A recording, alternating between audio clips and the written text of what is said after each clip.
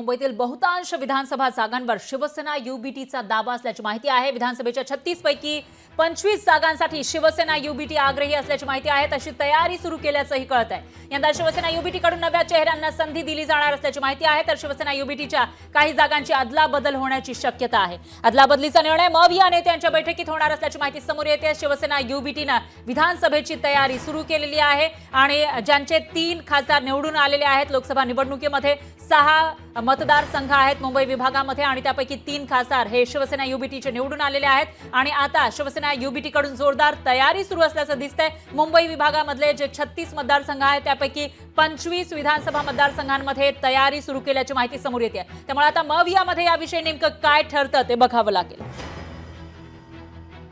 तर यावर राष्ट्रवादी एसपीचे अनिल देशमुख यांनी काय प्रतिक्रिया दिली आहे बघूयात। महाविकास आघाडी एकत्र आहे।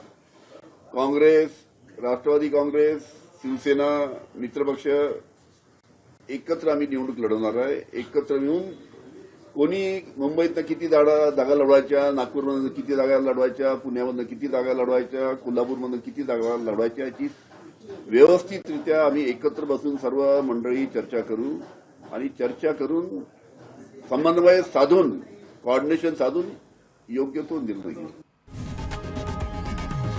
लोकशाही मराठी ऐका, पहा, जागरूक रहा।